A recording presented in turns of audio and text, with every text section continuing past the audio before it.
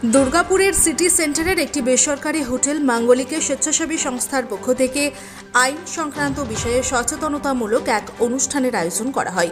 অনুষ্ঠানে উপস্থিত ছিলেন সুপ্রিম কোর্টের বার অ্যাসোসিয়েশন সভাপতি Adrish Agarwal, all India legal aid ফোরামের সাধারণ সম্পাদক জয়দীপ মুখার্জি, লেফটেন্যান্ট কর্নেল ভগীরথ দে সহ অন্যান্যরা। সংস্থার পক্ষ থেকে এদিন তাদের বিশেষ সংবর্ধনা প্রদান করা হয়। উদ্যোক্তারা জানান, সাধারণ মানুষকে আইনি বিষয়ে সচেতন করতে একটি এই ধরনের অনুষ্ঠানের আয়োজন করা হয়েছে। আগামী দিন আরও বেশি পরিমাণ অনুষ্ঠানের আয়োজন করা হবে।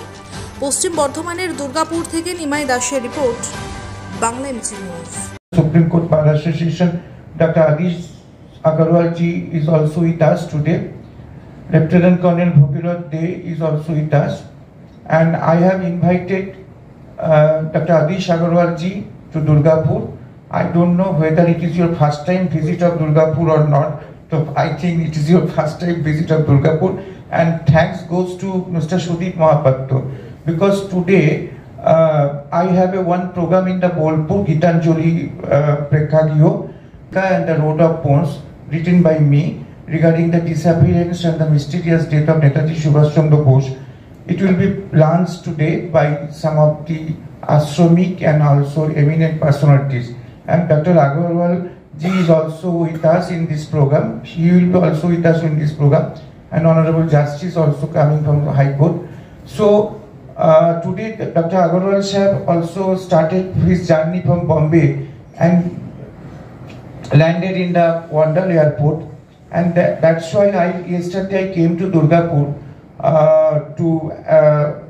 is not only the bar leader and not only the president of the Supreme Court of India, because you know the post of the president of Supreme Court Bar Association is very highly respected and prestigious post of this country, and it is practically because every day the president of the Supreme Court Bar Associations and the executive member of the Bar Associations, practically they have to deal all the matters with the Chief Justice, other puny judges of this country, of the Supreme Court of India, and sometimes because the Bar Associations, especially the Executive Committee, they have to take very pertinent and vital, are not in a position to survive, and rightly he has pointed out that without the support of the NGOs, trust who are interested in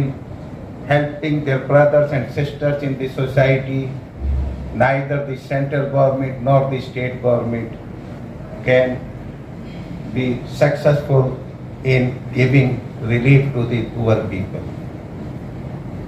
This is my first visit, because earlier I was the acting chairman of Bar Council of India, elected Vice Chairman of Bar Council of India. At that time, we were controlling all law schools in India. I was supposed to come here also. I was invited, but due to not connected with air that time, I could not come. But I am thankful that Mr. Sudip Mahapatra has provided me this opportunity to be with you. And today we will be going to Shantiniketan and going to Tarapeeth to go down before Tarama.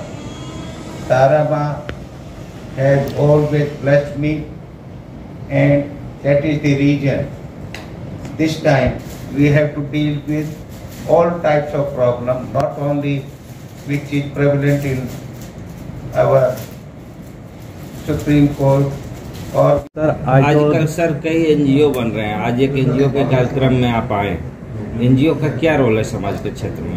NGO का जो real में काम कर रहे हैं वो एक बहुत बड़ा रोल है, और उनकी सपोर्ट के बिना ना केंद्र सरकार और ना ही राज्य सरकारें जो समाज में को सुधारने का, समाज में सारी पॉलिसीज को गवर्नमेंट को इम्प्लीमेंट करने का काम नहीं कर सकती अगर इस तरीके के जो एनजीओ जो हैं वो ना हो।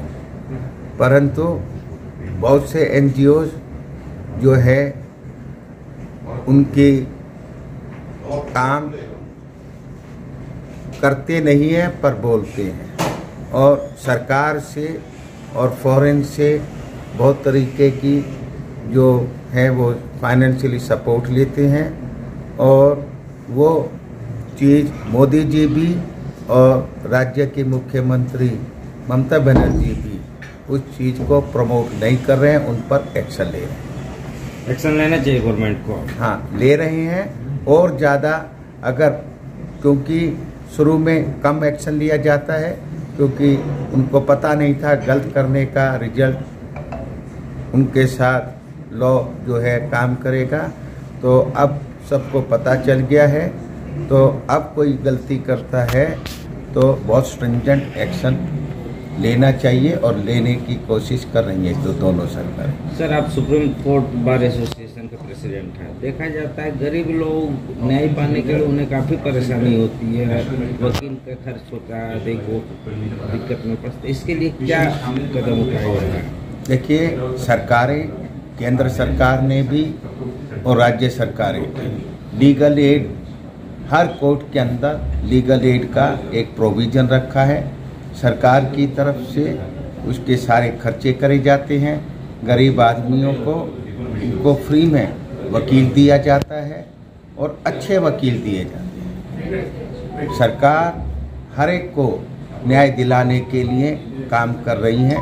भारत सरकार राज्य सरकार को भी पैसा भेजती है, और राज्य सरकार भी अपना हिस्सा लगाकर हमारी जो कोर्ट्स हैं उनके जो सब डिवीज़न पर, डिस्ट्रिक्ट लेवल पर, स्टेट लेवल पर और राष्ट्रीय लेवल पर ये लीगल एड कमेटीज केवल बहुत ही गरीबों के लिए नहीं, मिडिल इनकम ग्रुप के भी जो क्लाइंट होते हैं, जो वादी कार जो जिनके केसेज होते हैं, उनको भी जो है वकील मुहैया करा रहे हैं। लेकिन यहाँ इस टाइप के कुछ हैं। देखिए, गरीबी बहुत है और पढ़ाई भी बहुत कम है। जो पढ़े लिखे हैं उनको पता चल जाता है, गरीब आदमी को पता नहीं चलता, ये बात सही है।